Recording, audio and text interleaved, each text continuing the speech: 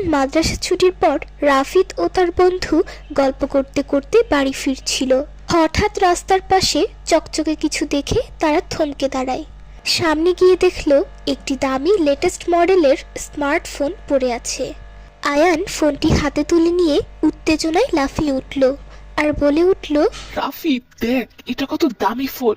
চল আমরা দুজনে মিলে এটি বিক্রি করে দিই, আর সেই বিক্রি করা টাকা দিয়ে তুই আর আমি মিলে নতুন গেম কনসোল কিনবো এবং অনেক চকলেট খাবো। আর দেখ, আশেপাশে কিন্তু কেউ নেই, কেউ আমাদের দেখেনি কিন্তু। রাফিদ কিছুক্ষণের জন্য ফোনের স্ক্রিনের দিকে তাকিয়ে প্রলুব্ধ হলো। তার মনে হলো এমন ফোন তো তারও খুব শখ। কিন্তু ঠিক তখনই তার মায়ের স্নিগ্ধ মুখটি তার চোখের সামনে ভেসে উঠল।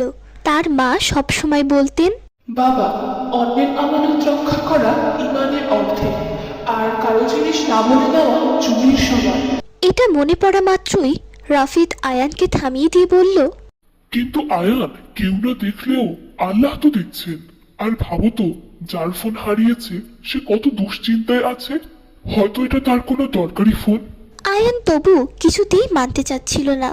তাই রাফিদ শান্ত কণ্ঠে তাকে বুঝিয়ে বলল, আচ্ছা বন্ধু, তাহলে কল্পনা করো তো, এটা যদি তোমার বাবার ফোন হতো আর সে যদি এটা হারিয়ে ফেলতো, কেউ যদি এটা ফেরত না দিত, তাহলে তোমার বাবার কেমন লাগতো বলো তো? তখন কি তোমার বা তোমার বাবার কোনো কষ্ট লাগতো না? যা তুমি নিজের জন্য পছন্দ করো না, তা অন্যর জন্য করা কি ঠিক হবে? রাফিদের কথায় আয়ানের ভুল ভাঙল। আয়ান বলল, তুমি ঠিক বলেছ রাফিদ, লোভের বশে আমি ভুল করতে যাচ্ছিলাম।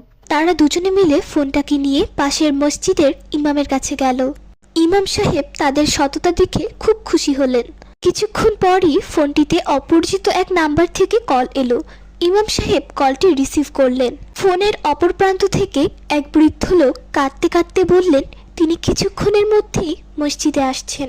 কিছুক্ষণ পর বৃদ্ধ লোকটি মসজিদে এলেন এবং ফোনটি হাতে পেয়ে তার চোখ থেকে আনন্দ অশ্রু ঝরে পড়ল।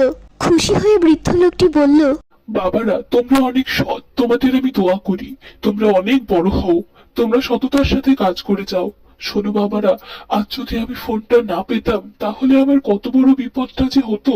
এই ফোনের ভিতর আমার অসুস্থ স্ত্রীর প্রেসক্রিপশন এবং গুরুত্বপূর্ণ তথ্য ছিল, যেটা না পেলে আমি অনেক বড় বিপদে পড়তাম। বৃদ্ধ লোকটির মুখের হাসি দেখে রাফিদ এবং আয়ান যে পরম তৃপ্তি পেল তা কোনো দামি ভিডিও গেম দিয়ে পাওয়া সম্ভব ছিল না। ইমাম সাহেব তাদের পিঠ চাপড়ে দিয়ে বললেন, আজ তোমরা শুধু একটি ফোন ফেরত দাওনি, আজ তোমরা তোমাদের ইমানের পরীক্ষায় পাশ করেছো।